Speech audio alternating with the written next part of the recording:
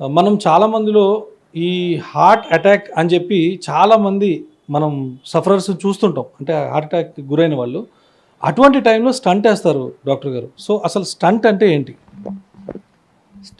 Stent అంటే ఒక metallic tube అండి.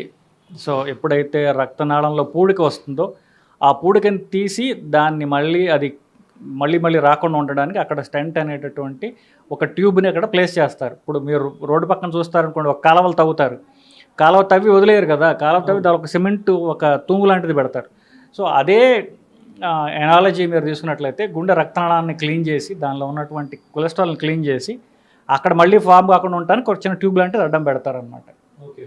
సో దాన్ని స్టెంట్ అంటారు. డాక్టర్ గారు, అయితే ఈ స్టంట్ అనేది అంటే ఇప్పుడు ఎటువంటి సందర్భాల్లో ఈ స్టంట్ అనేది వేస్తారు డాక్టర్ గారు?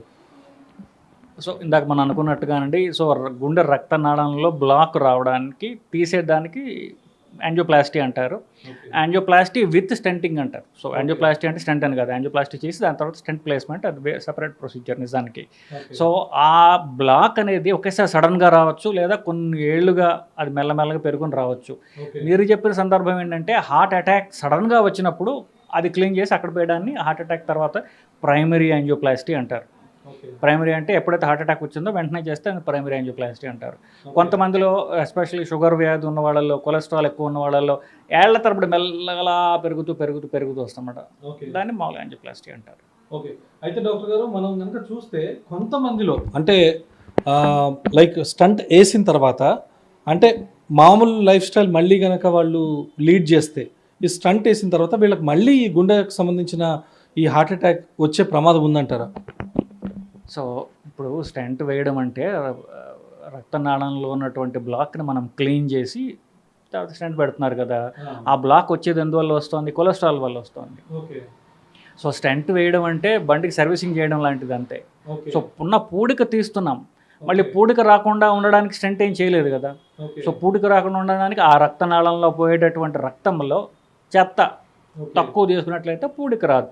సో రక్తంలో ఉండే చెత్త ఏమంటే కొలెస్ట్రాల్ బేసికలీ అది డిపాజిట్ అవుతూ ఉంటుంది. ఇప్పుడు మీరు ఒక ఎనాలజీ చెప్పాలంటే, మీరు ఒక గ్లాస్ నీళ్ళు తీసుకుని దానిపైన చొక్క నీరు పైన ఆయిల్ వేశారనుకోండి, ఆయిల్ నీళ్ళలో కరగదు. సో నీరు పైన తేలుతూ ఉంటుంది. కొంతకాలంకి ఏం చేస్తుందంటే ఆ గ్లాస్ యొక్క చుట్టూ పట్టేస్తుంది అది. రక్తంలో కొలెస్ట్రాల్ కూడా అంతే, రక్తంలో కరగదు, అది కరగకుండా రక్తనాళం మీద పడుతూ ఉంటుంది అనమాట. సో కొలెస్ట్రాల్ తక్కువ కనుక మనం చేసుకున్నట్లయితే ఏదైనా ఎక్సర్సైజ్ ద్వారా కానివ్వండి, మందుల ద్వారా కానివ్వండి, అప్పుడు ఆ స్టెంట్లో కొలెస్ట్రాల్ ఫార్మ్ కాదు, బ్లాక్ మళ్ళీ రాకుండా మనం కాపాడుకోవచ్చు. అయితే డాక్టర్ గారు, అసలు ఈ స్టంట్స్ అనేవి రాకుండా మనం ఎటువంటి జాగ్రత్తలు తీసుకోవచ్చు అంటారు? మీకు స్టెంట్ పడకుండా జాగ్రత్త తీసుకోవాలంటే కొలెస్ట్రాల్ రక్తంలో తక్కువ ఉన్నట్టు చూసుకుంటే కొలెస్ట్రాల్ ఈ రక్తనాళంలో డిపాజిట్ కాదు. కొలెస్ట్రాల్ తక్కువ చేసుకోవడానికి రెండే పద్ధతులు: ఒకటి ఉన్న కొలెస్ట్రాల్ని వాడేసుకోవడం అంటే ఎక్సర్సైజ్ ద్వారా, రెండోది కొలెస్ట్రాల్ ఫార్మ్ కాకుండా మనం తిండిలో జాగ్రత్తలు తీసుకోవడం అంతే. డాక్టర్ గారు, అయితే ఇప్పుడు ఎవరైతే స్టంట్ వేసుకున్న తర్వాత వాళ్ళు ఎటువంటి ఆహార నియమాలు పాటిస్తే మంచిదంటారు? సో బేసిక్గా రక్తంలో కొలెస్ట్రాల్ తక్కువ ఉండడానికి మనం ఏ ఆహార నియమాలు తీసుకోవాలి అదంతే. సో దీనికి మనం వేరే డిస్కషన్ పెట్టుకోవచ్చు. బట్ స్టిల్ టూకీగా చెప్పాలంటే కొలెస్ట్రాల్ ఫార్మ్ అయ్యేది ఫ్యాట్ నుంచి కాదండి. చాలామందికి ఏం అప్పు అంటుందంటే ఫ్యాట్ తింటే అది రక్తనాళంలో పోయి డిపాజిట్ అవుతుందని. ఫ్యాట్ నుంచి ఫ్యాట్ రాదు సరికదా. ఫ్యాట్కి ట్రీట్మెంటే fat. Beat fat with fat అంటారు. నిజంగా ఇప్పుడు ఈ కాన్సెప్టే తీసుకుని ఆయన డెవలప్ చేశాడు వీరమాచినేని గారు. So beat fat with fat, మీరు ఫ్యాట్ ఇచ్చినట్లయితే ఫ్యాట్ తగ్గుతుంది, పెరగదు. ఒకటి. రెండోది, మరి ఈ ఫ్యాట్ ఎక్కడి నుంచి వస్తుంది? ఫ్యాట్ నుంచి రాకపోతే ఇంకెక్కడి నుంచి వస్తుంది? క్యాలరీస్ నుంచి వస్తుంది, కార్బోహైడ్రేట్స్ నుంచి వస్తుంది.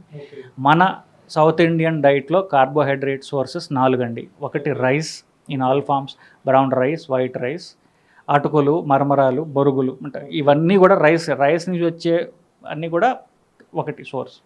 రెండవది పళ్ళు, మూడవది దుంపలు, నాలుగవది చక్కెర. ఈ 4 సోర్సెస్ కార్బోహైడ్రేట్స్ ఇస్తాయి. మళ్ళీ రిపీట్ చేస్తాను: రైస్, చక్కెర, పళ్ళు, దుంపలు. ఈ 4 సోర్సెస్ మనం కంట్రోల్లో పెట్టుకున్నట్లయితే కనుక క్యాలరీస్ తగ్గుతాయి. క్యాలరీస్ తగ్గితే కొలెస్ట్రాల్ ఫామ్ కాదు.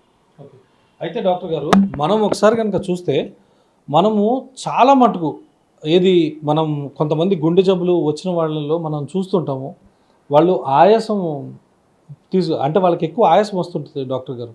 అసలు ఈ ఆయాసము స్టంట్ వేసిన తర్వాత వాళ్ళు ఈ ఆయాసం రావడానికి గల కారణం ఏంటి? అండ్ సడన్గా కొన్ని సందర్భాల్లో వాళ్ళ ప్రాణాలు కూడా ఆ సెకండ్ టైం హార్ట్ అటాక్ వచ్చినప్పుడు చాలా మటుకు ఈ ప్రాణాలు పోవడమే జరుగుతుంది.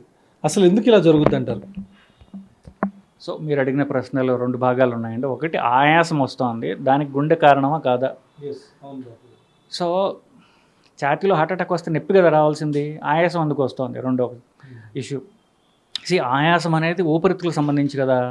ఊపిరితిత్తుల ప్రాబ్లం అంటే మీకు ఆయాసం వస్తుంది. సో గుండె హార్ట్ అటాక్ వస్తే ఊపిరితిత్తుల్లో నీరు నిండుతోంది.